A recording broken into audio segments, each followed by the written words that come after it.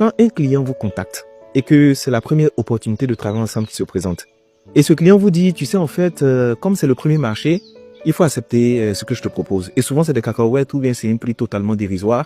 Et il te fait la promesse de ce que vous allez travailler ensemble. Comme c'est le premier marché, il faut accepter ça comme ça. Les autres marchés, il va se rattraper. On a beaucoup de marchés qu'on va faire ensemble. Ne t'en fais pas. Ne tombez jamais dans ce piège-là. Une personne qui respecte votre valeur et votre activité paye plein pot. La personne doit payer. Et une fois que la personne a fini de payer, c'est à vous maintenant de voir par la suite comment vous allez faire des arrangements. Et d'ailleurs, il dit aux gens, si la somme vous arrange, vous prenez. Mais si la somme ne vous arrange pas, ne vous basez jamais sur les promesses d'un nouveau client qui n'est pas fidélisé, avec qui vous n'avez jamais collaboré, pour accepter des prix qui sont dérisoires. Vous allez vous mettre en difficulté pour rien. C'est la première erreur à éviter. Erreur numéro 2, quand ils viennent te voir, ils te disent, en fait, ça te donne de la visibilité, ça te donne de la crédibilité pour que tu acceptes. Souvent, il y a des gens qui viennent vous voir et puis ils vous font croire que, en fait, c'est vous qui avez plus besoin d'eux, que eux, ils ont besoin de vous, mais c'est eux qui vous sollicitent. Mais il n'y a pas de logique. Si tu penses que je ne suis pas assez visible, ou bien je n'ai pas assez de crédibilité, pourquoi est-ce que tu me sollicites? C'est la question.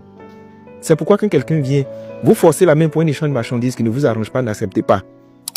Bon, si c'est chaud si vous prenez ce qu'on vous propose. Sinon, n'acceptez pas. C'est pas un bon deal de dire, bon, tu sais, on te donne de la visibilité, on te donne de l'exposition. Qu'est-ce que vous racontez aux gens? Et ça, c'est la tactique de beaucoup d'entreprises prédatrices qui viennent exploiter l'inexpérience de beaucoup d'aspirants entrepreneurs ou bien de nouveaux entrepreneurs. Autre erreur que vous commettez, quand vous n'avez pas beaucoup d'entrée d'argent, votre réflexe c'est de réduire vos prix. Ne faites jamais ça. Votre prix n'a jamais été le problème. Le vrai problème, c'est la valeur que vous délivrez. Au lieu de diminuer vos prix, augmentez vos prix. Mais débrouillez vos prix, la valeur suit vos prix. Parce que tout compte fait, les prix n'ont jamais été un problème. Il y a toujours un client pour payer. Rien n'est cher, hein? Il y a toujours le client pour tout ce que vous allez proposer. Est-ce que votre valeur est alignée sur ce que vous proposez? Le problème de beaucoup d'entrepreneurs, c'est qu'ils ne sont pas réalistes à ce qu'ils proposent. Ils veulent beaucoup d'argent, mais ils délivrent peu de valeur. Ou bien ils délivrent une valeur qu'on peut trouver partout. Si vous voulez beaucoup d'argent, délivrez une valeur qui est exceptionnelle. Une valeur qui porte votre signature. Délivrez une expertise. C'est pourquoi je dis aux gens, avant de chercher à avoir plus, apprenez à délivrer une valeur d'un certain niveau. Et naturellement, vous allez avoir plus. Votre prix n'a jamais été le problème. Et j'aimerais dire à des personnes qui m'écoutent, vous savez, il y a d'autres qui se disent dans la stratégie, je vais faire tout gratuit et puis qu'ils vont venir après, ne faites jamais ça.